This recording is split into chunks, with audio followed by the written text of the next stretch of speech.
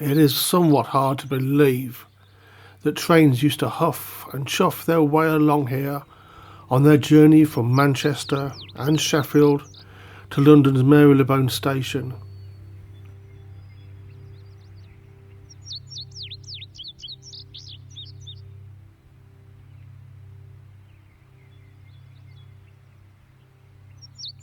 Along the way, those trains connected many villages and towns together, including Nottingham, Leicester, and my hometown of Rugby.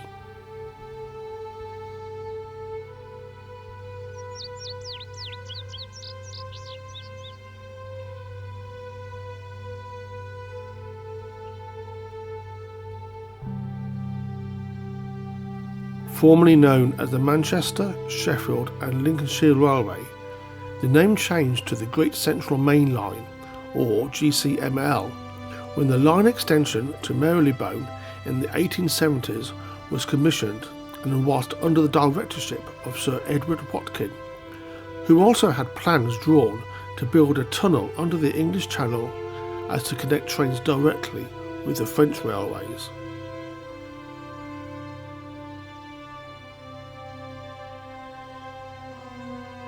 As with many towns along the route, Rugby was now serviced not by one but by two train stations who were competing against one another. Nonetheless, in March 1899, the opening of the Great Central Railway was a big affair, with a brass band dressed as clowns playing. I wonder what that signified.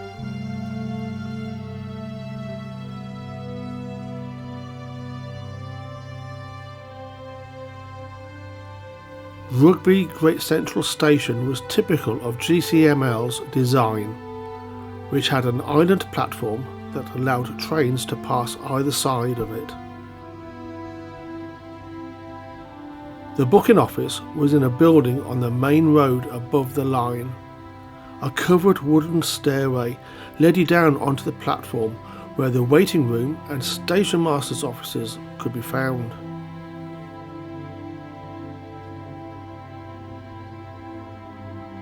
Not knowingly at the time, the GCMLI was the last train line to open since High Speed Phase 1, but it also became the shortest to survive.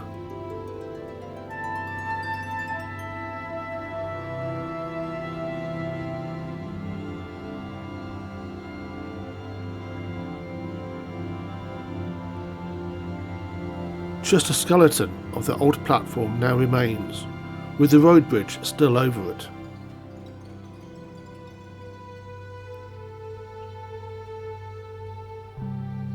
All other buildings at the station were demolished when the line closed.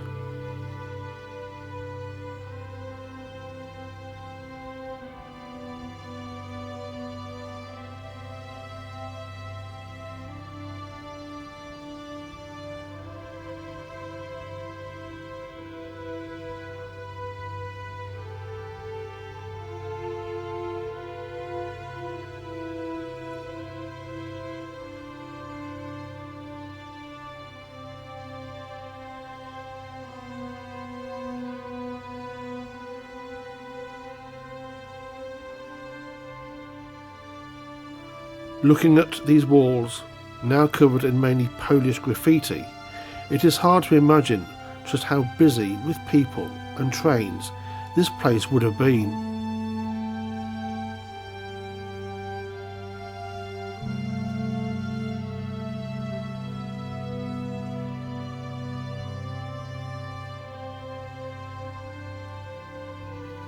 Then you cannot but wonder why or how this closure was allowed to be.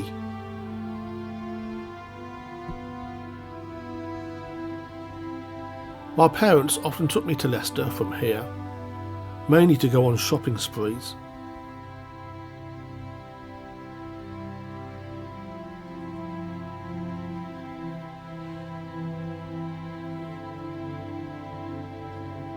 I remember one day we had purchased our tickets and made our way down the stairs, which for me seemed like a mountain back then. Looking to my right, there was a train already there with its dirty and smelly engine letting off steam at the front of it. Still today I can hear my mother saying, "Hurry up or we will miss it."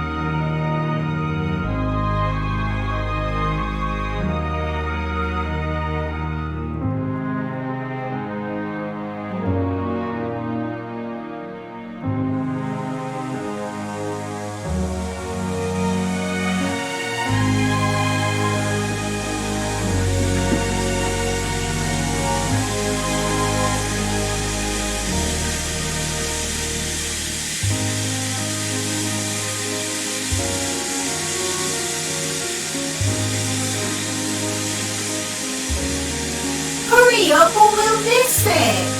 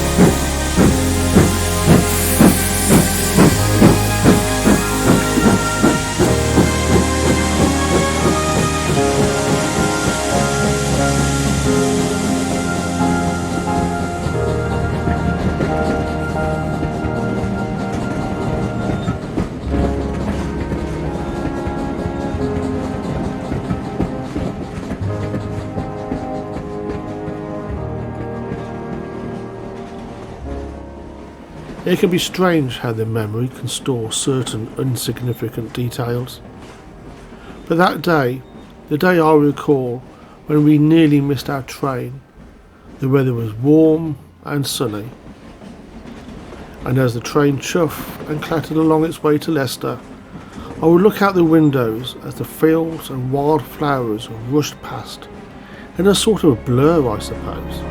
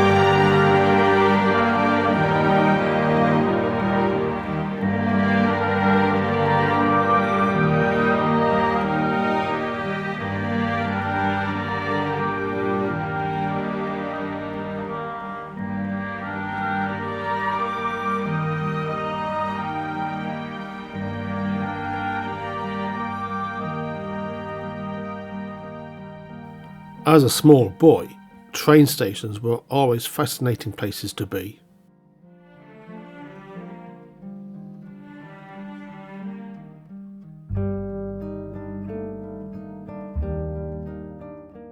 For me, the posters wanted to take you to an array of different locations which seemed a million miles away back then.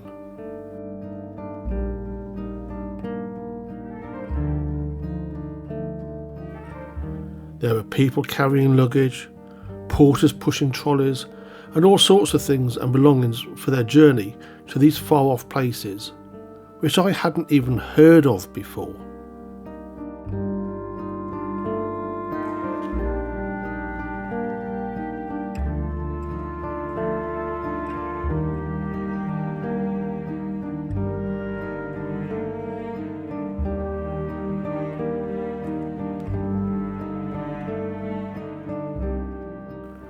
The last train to operate on the Great Central Line arrived at Rugby on the 5th of May 1969. Rugby Borough Council purchased the line cuttings within its area in 1970, and today they are a free to enjoy nature conservation area. And as nice as this is, do we regret Dr. Beeching's decisions?